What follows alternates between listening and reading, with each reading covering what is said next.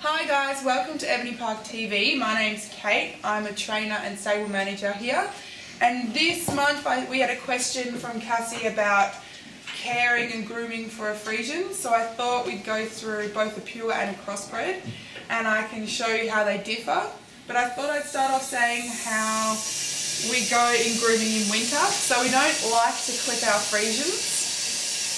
We like to keep their coats really nice and short, so we rub them quite a bit. So when they go outside, when it's especially really cold, we'd have a big canvas on with an insert, our woolen and a cotton, and a full net piece as well. And that generally keeps their coats nice and soft and shiny.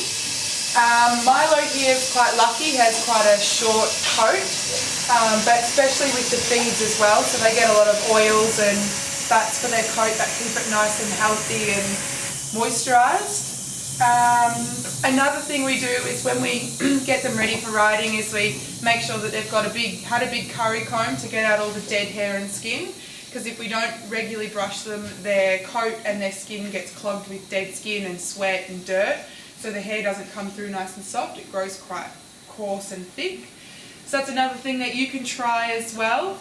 And if your horses aren't stabled, I suggest if they're out overnight to make sure that they're nice and warm and cozy to keep their coats nice and short, because as they get colder their coats grow thicker.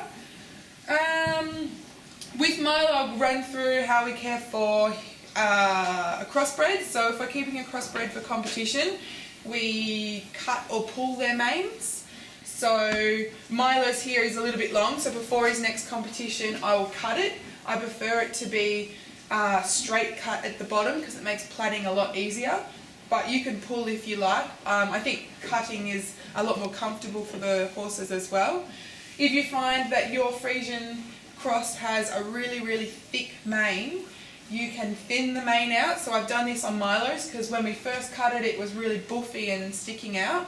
So your best option to do is get a pair of thinning scissors, or if you want to just get a pair of razors and you can raise the hair down, I suggest thinning the bottom part of the mane, because if you use your thinning scissors on the top, you get lots of short bits that stick out and that don't give you that nice finished look for your rosettes. The forelock we keep as is. I trimmed his a little bit because it was way too long and his baubles were really big. So I suggest just keeping their manes thin and short-ish. The shorter you go, the harder it is to wrap. So if you're beginning to do rosettes, I would suggest keeping the mane a little bit longer. With their legs, we keep all their legs clipped. So before Milo's next comp, we'll clip all down the back of his leg, neaten up the front of his leg as well, and then clip his feathers off. So we keep their legs nice and slim and lean. Other than that, we just do their face. So you can see he's grown some black coarse hairs, and that's just his face trying to cover his face in hair so that he doesn't get cold. So we also put skinny hoods on when it's really windy and cold, and that gives them a little bit more protection from the wind. But otherwise we clip all these little black hairs, clip their ears. I think it looks nice if you clip both the outside and the inside, if your horse will allow you to. And in regards to their tail, it looks nice if you've got a really nice thick tail to keep it shorter. So I prefer it to be shorter because it allows the tail to look a lot fuller. So if you're struggling with getting a thick tail, I suggest cutting it. The longer it is, the thinner it looks because the ends tend to break off.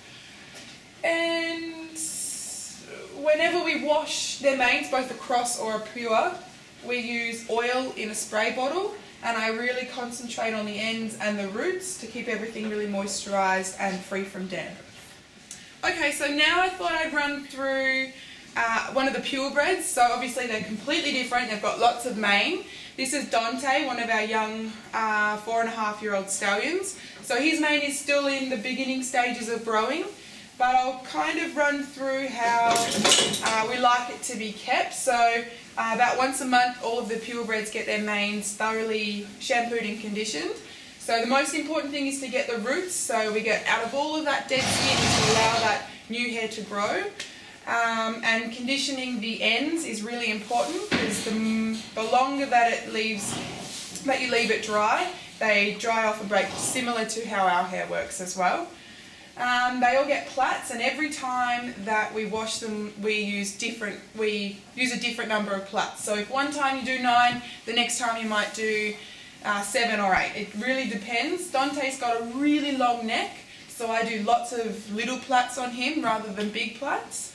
It just seems to help keep it a little bit neater.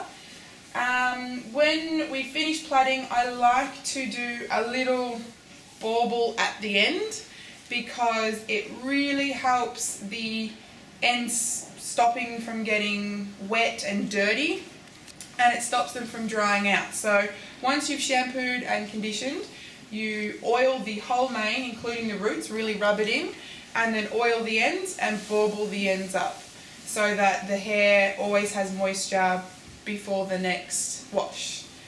It's really important to make sure that all your shampoo and conditioner is washed out, because the longer that it stays in, the hair continues to dry out.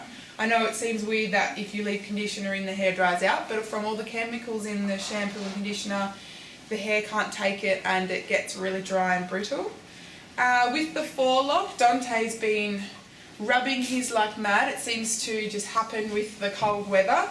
So normally we would braid the Forelock as well, and then bauble it up and use thick elastic bands for that as well. I have 2 types of elastic bands, a thinner one. These aren't anything spectacular special, they're from Officeworks, so they're nothing special. And the same with these big ones. I like to use these for the Forelock because they hold stronger.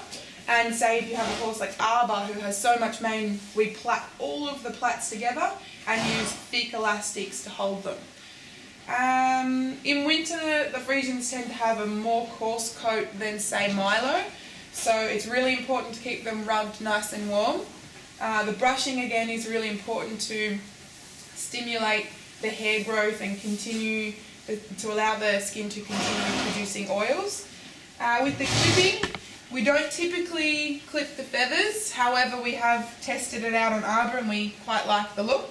But if you're just wanting to keep all your feathers but neaten it up, you can clip the back of the leg and clip the front, so neaten up both. And then we also clip any of these loose bits here. So then at the end you should have a nice clean long leg and a big full area of feathers. Again, clipping the ears and the face. I know there is some new rule about when you do Friesian shows, not allowed to clip all of the inside of the ear, but we tend to like to do it here, so it makes the ears nice and clean, especially for dressage. The tails, again, it's nice to keep them really straight cut. However, we do keep those the purebreds' tails a little bit longer than the crossbreds. And a lot of Friesians tend to have a very, very sensitive skin, so depending on weather, their skin can really dry out really easily. So it's important that if your Friesian has a skin condition that you either seek vet advice, or we tend to use a medicated shampoo. So if they've got really dry skin, we'd use an oatmeal scrub, or you can use a tea gel, which is a heavily medicated shampoo. It doesn't smell too good, but it really clears up any dryness of the skin, which again allows the hair to grow nice and soft.